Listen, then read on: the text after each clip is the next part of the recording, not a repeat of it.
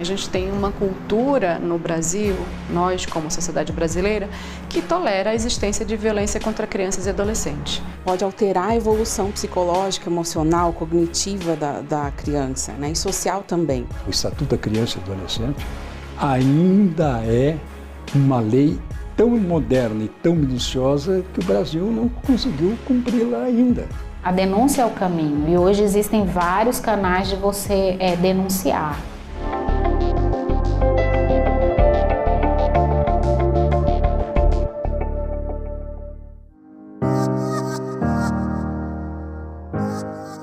Hoje o Lar São José acolhe 70 crianças e adolescentes de 0 a 18 anos. São crianças que sofreram abuso sexual, negligência familiar, abandono, né, situação de rua, exploração, enfim, vários motivos, né, que acontecem com essas crianças e adolescentes estando em seio familiar. E aí o Conselho Tutelar intervém e quando percebe que não há possibilidade dessa criança, desse adolescente permanecer, né, em seio familiar, a Vara da Infância, o Ministério Público autoriza o acolhimento e aí essas crianças chegam aqui. O que chega no Conselho Tutelar é tudo. Chega abuso sexual, chega criança fora de escola, chega criança que precisa de um atendimento especializado na área da saúde, não é? Tem maus tratos, tem negligências de pais, de responsáveis. Então, assim, as demandas são inúmeras, né? Todo ato violento, né, seja de que ordem for, é um evento traumático para a vida, né, de uma pessoa, principalmente de uma criança e de um adolescente. Ele pode sim acarretar, né, transtornos, né, psiquiátricos, psicopatológicos, né, ele pode alterar a evolução psicológica, emocional, cognitiva da criança, né, e social também. Os transtornos mais comuns decorrentes dos tipos de violência, né, são depressão, quadros fóbicos ansiosos, o estresse pós-traumático. Nesse momento, o Brasil é alvo de atenção internacional por algumas situações de violência contra a criança. A primeira dela são os altos índices de homicídios contra crianças e adolescentes. A gente perde para a violência letal mais ou menos 12 mil adolescentes por ano. O segundo tema de violência que nos preocupa muito é o tema da violência sexual. Tanto a assistência social quanto o Ministério da Saúde detectaram e tiveram registro de mais ou menos 30 mil casos de crianças e adolescentes sofrendo violência sexual. Outro tipo de preocupação que a Unicef tem, e aí é um pouco diferente, são os adolescentes que estão privados de liberdade ou os adolescentes de socioeducativo. Esse é um tema que para a gente é caro porque os adolescentes estão sob a guarda do Estado. E mesmo quando eles estão sob a guarda do Estado, nem assim os direitos deles são garantidos. Dados do Ministério dos Direitos Humanos mostram crescimento no número de denúncias de violência contra menores. Em 2016, foram 76.171 e em 2017, 84.049. Entre os tipos de violações, as com maior registro em 2017 foram negligência, com 61.416, violência psicológica, 39.561 registros e violência física, 33.105. A violência sexual apareceu em 20.330 registros.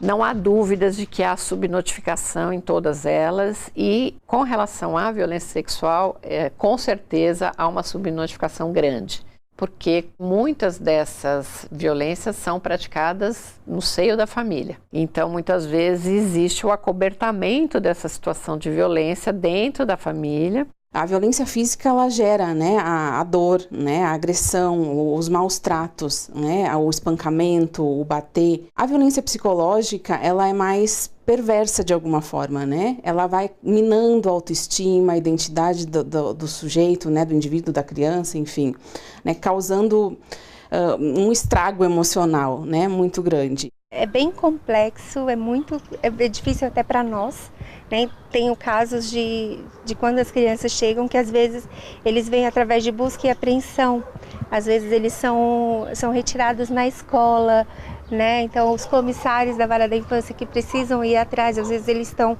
em uma comunidade que é mais perigoso, então de 100 acolhimentos eu acho que 90 chega com a roupa do corpo, só com a roupa do corpo, às vezes sem chinelo, com muita fome, às vezes muito sujo, cabelo sem o menor cuidado. A gente tem uma cultura no Brasil, nós como sociedade brasileira, que tolera a existência de violência contra crianças e adolescentes.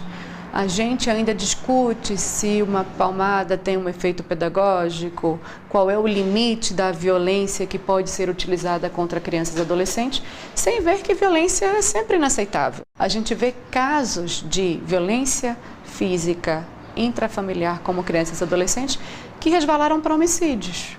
Assim, a gente tem essas situações e, infelizmente, elas não são situações isoladas. Chegou ao STJ o caso de um homem acusado de matar o filho de 3 anos de idade por espancamento porque a criança havia defecado na calça. A quinta turma rejeitou o pedido de habeas corpus pelo evidente desequilíbrio e elevada periculosidade.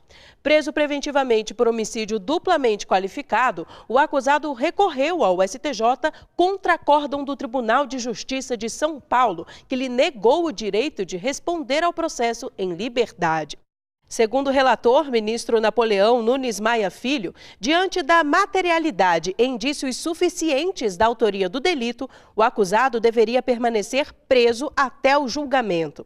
Para ele, a liberdade do acusado representava ameaça concreta à ordem pública em razão do desprezo pelos padrões mínimos de comportamento social aceitável. A norma que dispõe sobre o Estatuto da Criança e do Adolescente, estabelecendo garantias de proteção integral, é a 8.069 de 1990. Ela considera criança a pessoa até 12 anos de idade incompletos e adolescente aquela entre 12 e 18 anos. O artigo 4º diz que é dever da família, comunidade, sociedade e poder público assegurar a efetivação dos direitos referentes à vida, à saúde, à alimentação, educação, ao esporte, ao lazer, profissionalização, cultura, dignidade, respeito, liberdade e convivência familiar e comunitária. O Estatuto da Criança e do Adolescente ainda é uma lei tão moderna e tão minuciosa que o Brasil não conseguiu cumpri-la ainda. Ela não precisa de nenhuma modificação. Talvez alguma coisa pontual, porque ela não é aplicada. Se fosse aplicada nos termos que o texto preconiza, nós não teríamos tantos problemas que nós temos em relação a essas pessoas de alta vulnerabilidade. Uma coisa que a gente precisa também dizer quando a gente fala do ECA é que ele não tem só os direitos, né? Ele também fala sobre as responsabilidades de crianças e adolescentes. Então ele fala do direito à educação, mas ele também estabelece que crianças e adolescentes têm que educar. E o que a gente percebe na sociedade brasileira é uma série de confusões sobre o que é o ECA, o que ele representa. Então, assim, às vezes a gente fica muito surpreso com pessoas que têm opiniões sobre o ECA, mas que nunca efetivamente foram ver a beleza que é aquele documento. O ECA já foi muito atualizado desde 1990, né? A gente teve a lei da adoção, que mudaram vários artigos do ECA em relação à adoção. Nós tivemos várias mudanças no socioeducativo, várias mudanças que foram decorrentes dessa preocupação com a primeira infância. A questão da violência contra a criança e adolescente não é um assunto muito antigo nos próprios organismos internacionais, né? Quer dizer, a partir de 2005, 2006, que começou a se ter um foco muito mais especial com relação a isso, e aí começou a ter a preocupação em listar todas as formas de violência e aí evitar todas as formas de violência. Então isso tudo é muito dinâmico, inclusive no plano internacional, e o Brasil vem acompanhando isso e precisa sempre melhorar, evoluir.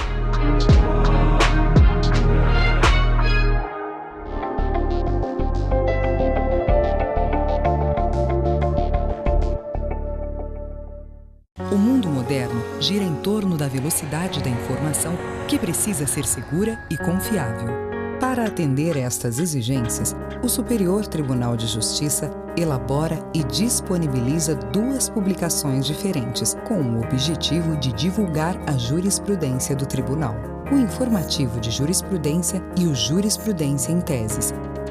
Para acessar o informativo, basta entrar no site oficial www.stj.jus.br, clicar em Jurisprudência e, em seguida, em Informativo de Jurisprudência.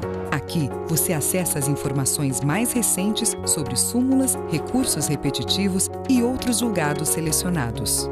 E pode consultar por edição, por data, com arquivos organizados em ordem cronológica e reunidos de acordo com o ano de publicação, ou separados de forma temática, por ramos do direito. Também é possível fazer pesquisa livre por assunto.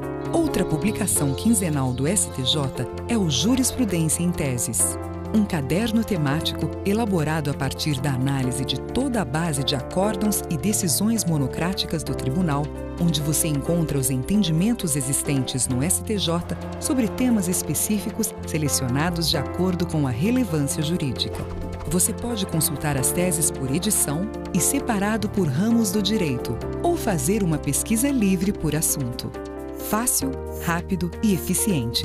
É a busca pela excelência no atendimento a você, cidadão brasileiro. Superior Tribunal de Justiça, o Tribunal da Cidadania.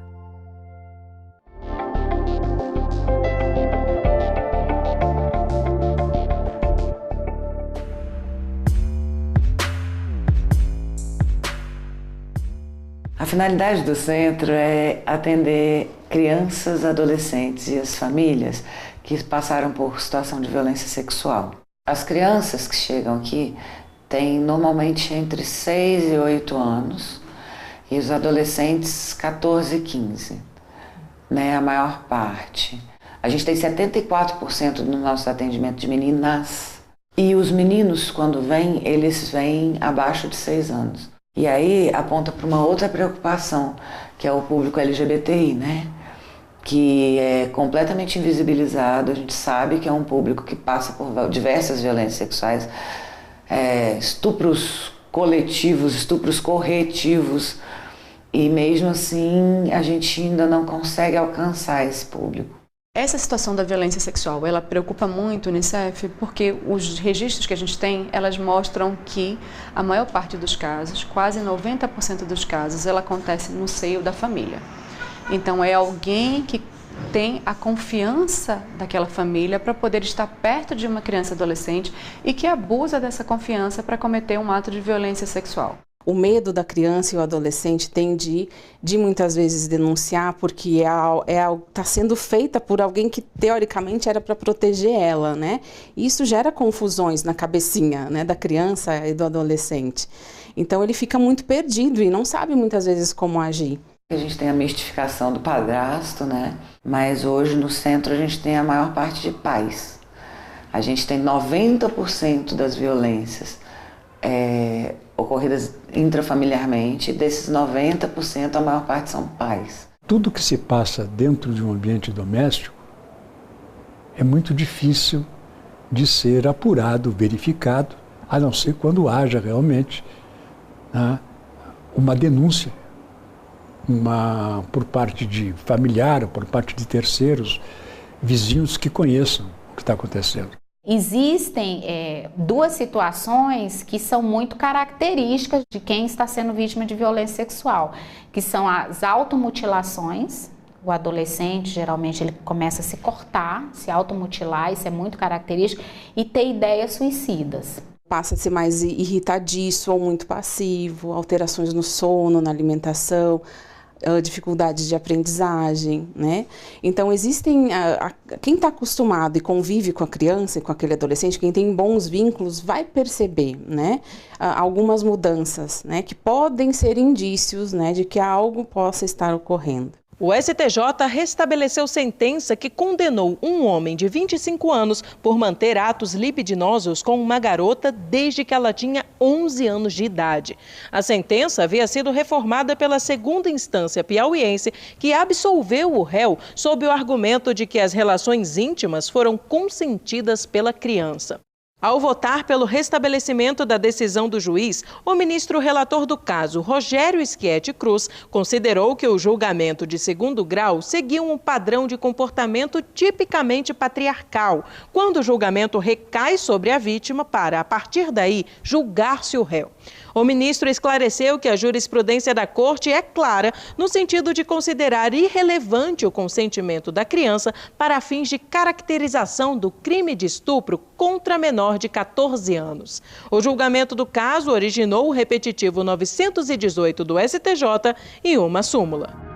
A súmula 593 diz que o crime de estupro de vulnerável se configura com a conjunção carnal ou prática de ato libidinoso com menor de 14 anos, sendo irrelevante eventual consentimento da vítima para a prática do ato, sua experiência sexual anterior ou existência de relacionamento amoroso com o agente. É muito comum sempre me colocar em palestra, em estudos, mas ela quis.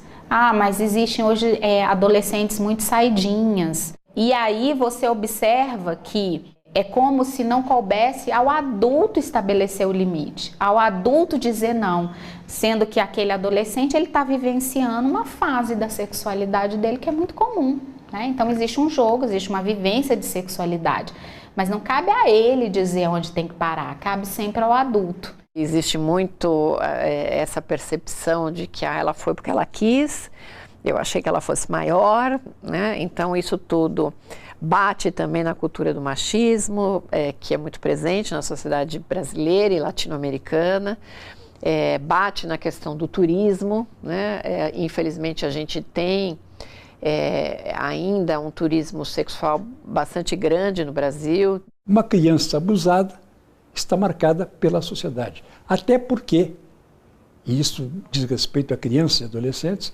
qualquer ato dentro do machismo da nossa sociedade, qualquer ato que seja praticado, sempre se vai imputar um pouco ou muita culpa àquele que sofreu o abuso. Quando chega no Conselho Tutelar uma denúncia de abuso sexual, a primeira providência que o Conselho faz é trazemos a família, fazemos um atendimento ao núcleo familiar. Na sequência, a gente leva essa família para registrar um BO na Delegacia de Proteção. Após o registro do boletim, é feito o exame de ML, né, para verificar a veracidade da violação, e nós passamos a acompanhar. Se o indício for forte, a gente pede a retirada do suposto abusador da residência. Muitas vezes sai o abusador, a criança fica lá, mas esse adulto que fica lá não a protege, pelo contrário, a culpa, tenta que ela volte atrás o tempo inteiro, de alguma forma pune. Então, nesse caso, seria mais conveniente que essa criança fosse abrigada ou fosse para uma outra casa, de um parente próximo. Então, tem que ser avaliado caso a caso. É muito comum as crianças elas relatarem essas práticas, em primeiro lugar, aos professores, que são os adultos de referência e de confiança deles. A gente tem feito um trabalho para que ela não fique investigando, ou testando, ou falando sobre, porque isso estigmatiza a criança lá dentro da escola. Então, a gente pede que já acione a gente direto, para que a escuta seja diferenciada, seja protetiva. Tem a lei de escuta, que foi promulgada no ano passado, que entrou em vigor esse ano, que evita ou tenta evitar a revitimização da criança e do adolescente, que já foi vítima de algum tipo de violência.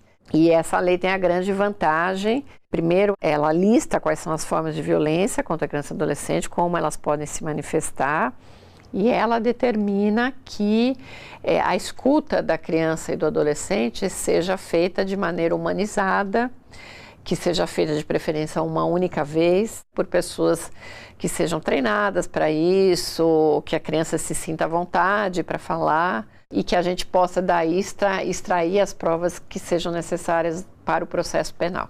Eu acho que a coisa mais importante para quem tem crianças e adolescentes em casa é abrir o canal de comunicação. É você ser o adulto de referência, é você ser o adulto que vai... para quem a criança quer contar, para quem a criança diz sobre sua rotina, seu cotidiano, né, a criança ou adolescente, e reclama se alguma coisa está errada. Esse olhar de você pode me contar, essa escuta, para quem tem crianças e adolescentes é muito importante.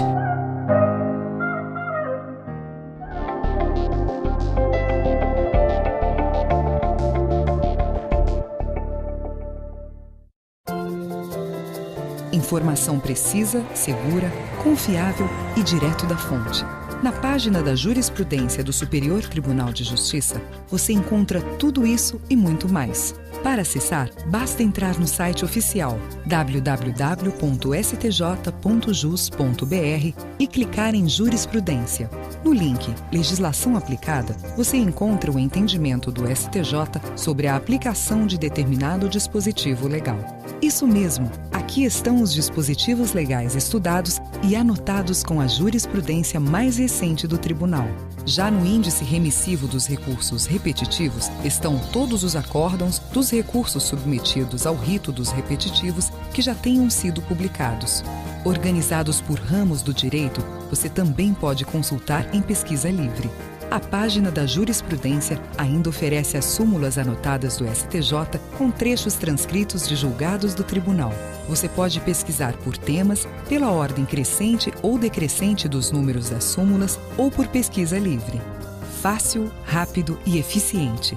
É a busca pela excelência no atendimento a você, cidadão brasileiro. Superior Tribunal de Justiça. O Tribunal da Cidadania.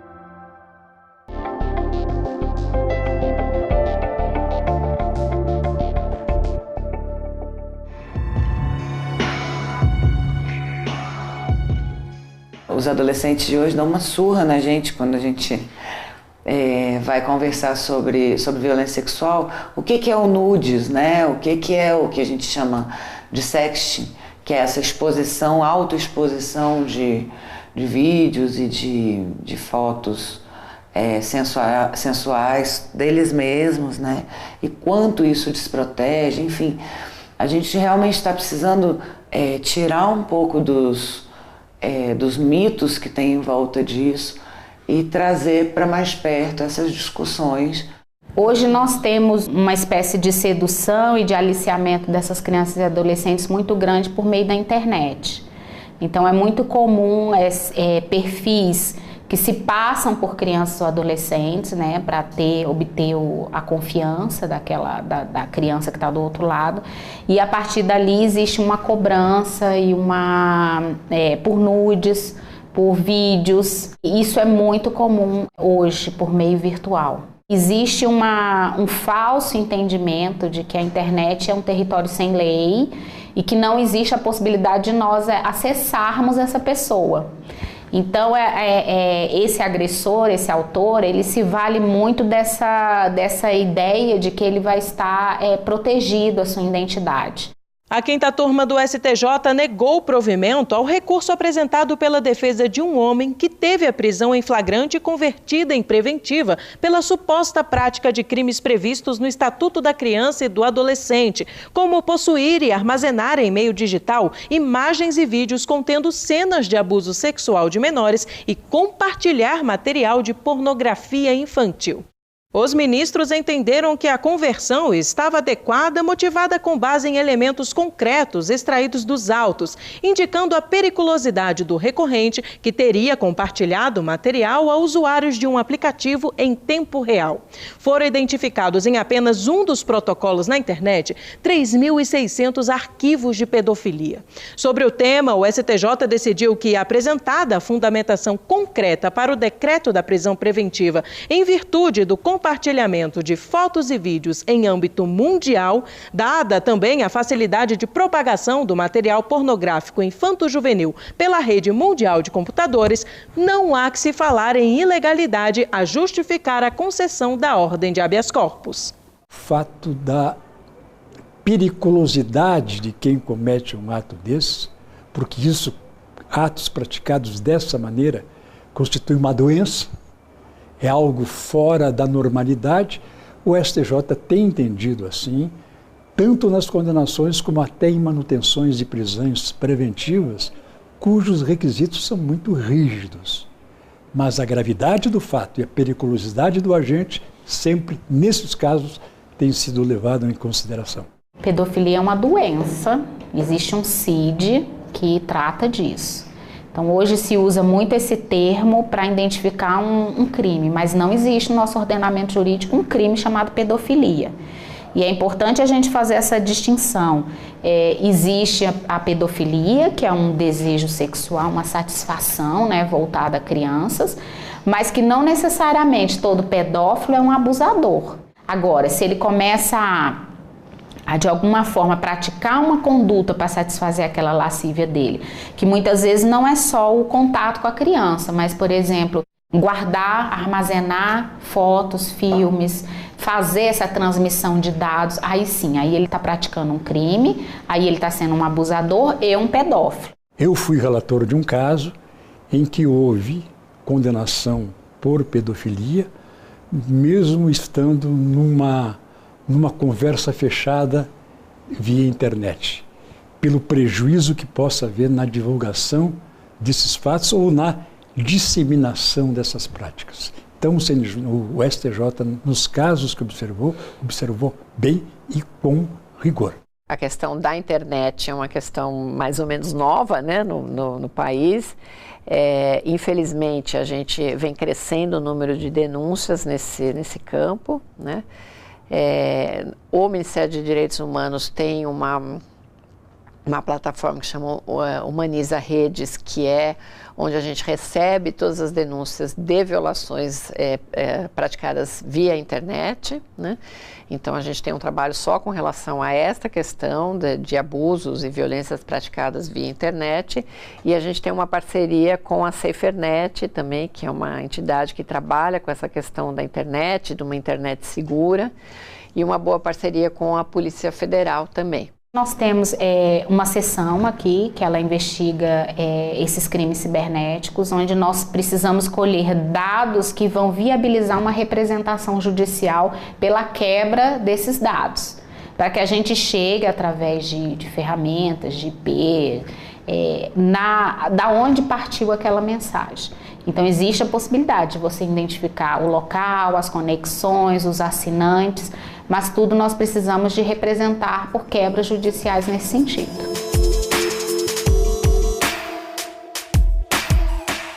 Todas as pessoas, né, que perceberem, né, algum movimento estranho, algum funcionamento estranho, né, podem sim, né, acho que notificar alguma autoridade, né, o conselho tutelar normalmente, para que, se há uma suspeita, né, ela possa ser investigada. Mas as pessoas têm muito medo também, né? E isso também dificulta. As pessoas às vezes não querem se envolver, né? É aquela coisa de, é problema de família, eu não vou meter, não meto a colher, essas coisas assim. Então isso também meio que mascara o problema, de certa forma. Muitas vezes a sociedade fecha os olhos a essas crianças que estão à margem dos direitos, que não têm esses direitos, que sofrem violações de direito. E quando o conselho entra e a rede de proteção entra, a gente transforma a vida dessas famílias. A verdade é essa, a gente consegue dar uma nova esperança, sabe? Fazer uma nova motivação, sabe? Empoderar essas famílias. E ainda, infelizmente, a sociedade ainda não enxerga. É lamentável, porque se a sociedade enxergasse a transformação que é possível se fazer, talvez todos nós estivéssemos de mãos dadas para transformar essa situação. A denúncia é o caminho, e hoje existem vários canais de você denunciar, né? Inclusive de forma anônima, o Disque 100, o Disque 197, se você não quer ir pessoalmente registrar uma ocorrência, aquela coisa toda. Agora, se você já tem esse olhar, por exemplo, dentro da sua residência, você acha que está acontecendo alguma coisa errada, você tem que ficar muito vigilante com aquela criança e com aquele adolescente, extremamente vigilante, e denunciar. A denúncia é sempre o primeiro e único caminho. Ter em mente, vocês não precisam ter a certeza de que está acontecendo uma violação, basta a suspeita, mas traga esse fato imediatamente à polícia.